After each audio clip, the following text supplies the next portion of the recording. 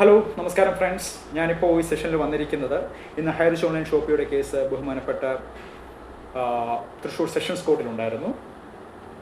നാം ഏവർക്കും അറിയാവുന്ന പോലെ ജസ്റ്റിസ് രതീഷ് കുമാർ സാറിൻ്റെ ബെഞ്ചിലായിരുന്നു. ഇന്ന് കേസ് എടുത്തപ്പോൾ തന്നെ ഇന്നത്തെ കേസ് നാളത്തേക്ക് വീണ്ടും അഡ്ജേൺ ചെയ്ത് വെച്ചിരിക്കുകയാണ്. അങ്ങനെ ഇനിയിപ്പോൾ അടുത്തത് നാളത്തേക്ക് ഇപ്പോൾ കേസ് വീണ്ടും പോസ്റ്റ് ചെയ്തിരിക്കുകയാണ്. അതാണ് കേസുമായിട്ടുള്ള അപ്ഡേറ്റ് എനിക്ക് നിങ്ങളോട് ഒന്ന് ഷെയർ ചെയ്യാൻ. പ്രത്യേകിച്ചൊന്നും ഇന്ന് നടന്നില്ല. കാരണം നാം ഏവർക്കും അറിയുന്നത് ഇപ്പോൾ കുറേ ദിവസങ്ങളായിട്ട് ഹിയറിംഗ് പോസ്റ്റ് ചെയ്യുന്നു, അല്ലെങ്കിൽ കേസ് പോസ്റ്റ് ചെയ്യുന്നു, എന്നിട്ട് വേറെ ഡേറ്റിലേക്ക് വീണ്ടും റീപോസ്റ്റ് ചെയ്യുന്നു. അതാണ് ഇപ്പോൾ നടന്നുകൊണ്ടിരിക്കുന്നത്. അപ്പോൾ എന്താണ് അതിൻ്റെ റീസൺ എന്നുള്ളത് നമുക്ക് അറിയാൻ സാധിക്കുന്നില്ല.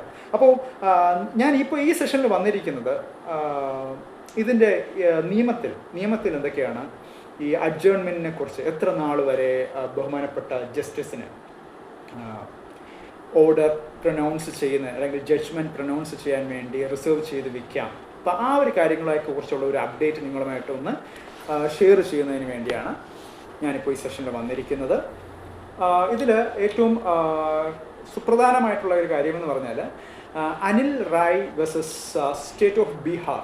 ഇത് പാറ്റ്ന ഹൈക്കോടതിയിൽ നടന്ന ഒരു കേസാണ് 2001. അപ്പോൾ ആ കേസിൽ ഓർഡർ റിസർവ് ചെയ്തതിന് ശേഷം, അല്ലെങ്കിൽ വാദങ്ങളൊക്കെ കഴിഞ്ഞതിന് ശേഷം അതിൻ്റെ അകത്ത് വിധി പറഞ്ഞത് 2 വർഷങ്ങൾക്ക് ശേഷമാണ്. അപ്പോൾ നിങ്ങൾ ഈ 2 വർഷം എന്ന് പറഞ്ഞ് കേട്ട് അത് ഞെട്ടേണ്ട ആവശ്യമില്ല. അപ്പോൾ അതുമായിട്ട് എന്താണ് ബഹുമാനപ്പെട്ട സുപ്രീം കോടതി അതിലേക്ക് ഡയറക്ഷൻ കൊടുത്തിരിക്കുന്ന കാര്യമാണ് നിങ്ങളോട് എനിക്ക് പറയാനുള്ളത്. അപ്പോൾ ആ ഒരു കേസിന് അതായിരുന്നു ഒരു ലാൻഡ്മാർക്ക് ജഡ്ജ്മെൻ്റ് എന്ന് തന്നെ പറയാം, ഈ Anil Rai versus state of Bihar. കാരണം 2 വർഷങ്ങൾക്ക് ശേഷം വിധി പറഞ്ഞു. അപ്പോൾ അതിനുശേഷം ബഹുമാനപ്പെട്ട സുപ്രീം കോടതി, കാരണം ഒരു 2 വർഷമൊക്കെ ഒരു വിധി പറയുന്നതിന് വേണ്ടി കാത്തിരിക്കുക എന്നൊക്കെ പറഞ്ഞാൽ നമുക്ക് ചിന്തിക്കാൻ പോലും സാധിക്കാത്ത കാര്യമാണ്.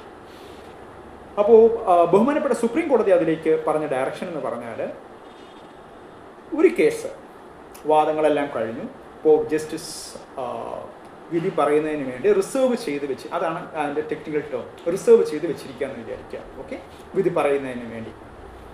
അപ്പോൾ മിനിമം 3 months എങ്കിലും കഴിഞ്ഞിട്ടും വിധി പറയുന്നില്ലെങ്കിൽ ഈതർ ഓഫ് ദ പാർട്ടീസ്, ഇപ്പോൾ ഈ ഹൈറിച്ച് ഓൺലൈൻ ഷോപ്പിയുടെ കേസിലാണെങ്കിൽ ഹൈറിച്ച് ഓൺലൈൻ ഷോപ്പിക്കോ അല്ലെങ്കിൽ ബഹുമാനപ്പെട്ട കോമ്പറ്റൻ്റ് അതോറിറ്റിക്കോ വേണമെങ്കിൽ ബഹുമാനപ്പെട്ട ഹൈക്കോടതിയെ സമീപിക്കാം.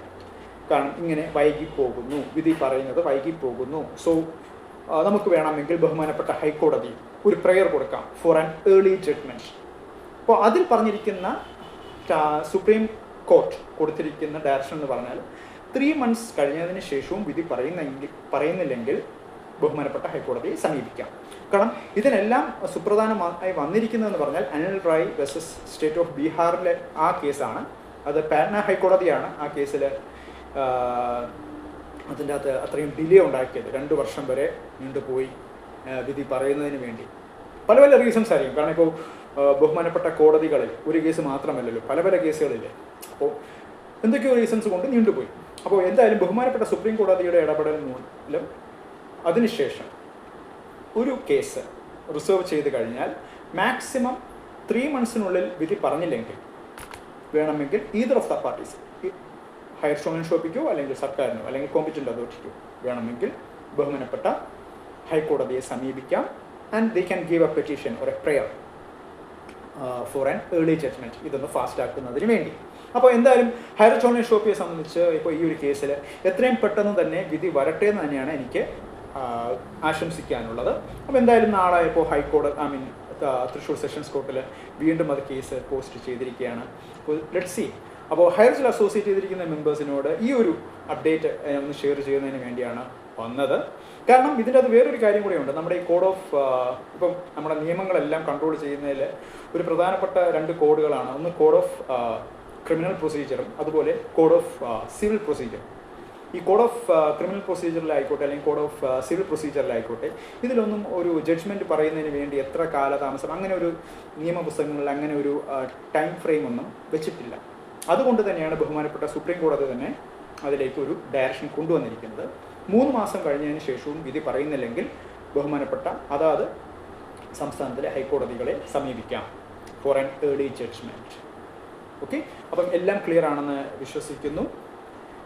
കാരണം അതിനകത്ത് ബഹുമാനപ്പെട്ട സുപ്രീം കോടതി പറഞ്ഞത് തന്നെ ഇതാണ്. കാരണം ഈ നീണ്ടുപോകുമ്പോൾ, ഡിലേ ആകുമ്പോൾ അവിടെ ഉപയോഗിച്ച വേർഡ് തന്നെ it may shake the confidence of the people in the judicial system or judiciary system.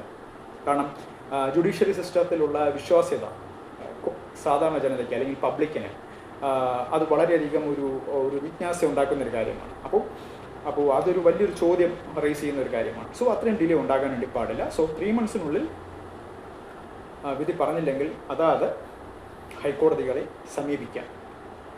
So the high court will ഇൻ്റർവ്യൂൻ, ഇടപെട്ടുകൊണ്ട് ഒരു ഏർലി ജഡ്ജ്മെൻറ്റിലേക്ക് വരാം. പക്ഷേ അതിന് പറഞ്ഞിരിക്കുന്ന ടൈം ഫ്രെയിം എന്ന് പറഞ്ഞാൽ 3 months ആണ്. 3 മാസമായിട്ടും അത് വിധി പറഞ്ഞില്ലെങ്കിൽ. ഇപ്പോൾ ഹയർ ചോൺ ആൻഡ് ഷോപ്പിയുടെ കേസിനെ സംബന്ധിച്ചാണെങ്കിൽ ഇവർക്കും അറിയാം, വാദങ്ങളെല്ലാം നവംബർ ഒരു 3rd വീക്കോടുകൂടിയൊക്കെ കംപ്ലീറ്റ് ആയെന്ന് തോന്നുന്നു. അതാണ് എൻ്റെ ഒരു ഓർമ്മ. അപ്പോൾ ഇപ്പോൾ ഒരു മാസത്തോളം കഴിഞ്ഞു. ഇപ്പം ജസ്റ്റിസ് പല ഡേറ്റുകളിലേക്ക് അത് പോസ്റ്റ് ചെയ്തു. കാരണം മേ ബി അദ്ദേഹം ആ ഒരു പർട്ടിക്കുലർ ഡേറ്റിലേക്ക് ചിലപ്പോൾ മേ ബി വിധി പറയാമെന്നുള്ളൊരു എക്സ്പെക്റ്റേഷനിലായിരിക്കാം മേ ബി അത് പോസ്റ്റ് ചെയ്യുന്നത്. അതെല്ലാം ജസ്റ്റിസിൻ്റെ കയ്യിലിരിക്കുന്ന കാര്യമാണ്. അപ്പം എന്തൊക്കെയോ റീസൺസ് കൊണ്ട് അദ്ദേഹത്തിന്, ബഹുമാനപ്പെട്ട ജസ്റ്റിസിന് അതിലേക്ക് എത്രയും പെട്ടെന്ന് എത്തിച്ചേരട്ടെ എന്ന് തന്നെയാണ് എനിക്ക് നിങ്ങളോട് ഷെയർ ചെയ്യാനുള്ളത്. സോ കോർട്ട് പ്രൊസീജിയേഴ്സിലും അതുപോലെ നമ്മുടെ ജുഡീഷ്യറിയിലും കംപ്ലീറ്റ് വിശ്വാസം, അതാണ് എനിക്ക് ഹയർ ചിൽ അസോസിയേറ്റ് ചെയ്തിരിക്കുന്ന മെമ്പേഴ്സിനോട് പറയാനുള്ളത്. കംപ്ലീറ്റ് വിശ്വാസം. കാരണം ഇപ്പം കോർട്ടിലിരിക്കുന്ന കാര്യമാണ്. സോ കംപ്ലീറ്റ് ജുഡീഷ്യറി തന്നെ വിശ്വസിക്കുക. കാരണം സത്യമെല്ലാം അവിടെ ഇപ്പോൾ ഹയർ ചോൺ ആൻഡ് ഷോപ്പിയുടെ അഡ്വക്കേറ്റ്സ് ആണെങ്കിലും, ഇപ്പം ശ്രീകുമാർ സാർ ആണെങ്കിലും അതുപോലെ മാർട്ടിൻ പി ജോസ് സാർ ആണെങ്കിലും എല്ലാം കൺവേ ചെയ്ത് കൊടുത്തിട്ടുണ്ട് ജസ്റ്റിസ് രതീഷ് കുമാർ സാറിൻ്റെ ബെഞ്ചിൽ. അതുപോലെ തന്നെ സർക്കാരിനെ റെപ്രസെൻറ്റ് ചെയ്ത് അല്ലെങ്കിൽ കോമ്പറ്റൻ്റ് അതോറിറ്റിയെ റെപ്രസെൻറ്റ് ചെയ്ത് അവരുടെ പബ്ലിക് പ്രോസിക്യൂട്ടർ അവരുടെ വാദങ്ങളും. അപ്പം ലെറ്റ് ജസ്റ്റിസ് ടേക്ക് ആമിക്കബിൾ സൊല്യൂഷൻ. ഒരു നല്ലൊരു വിധി തന്നെ ഹയർ ചിൽ അസോസിയേറ്റ് ചെയ്തിരിക്കുന്ന മെമ്പേഴ്സിന് എത്രയും പെട്ടെന്ന് തന്നെ തരട്ടെ എന്ന് തന്നെയാണ് എനിക്ക് ആശംസിക്കാനുള്ളത്.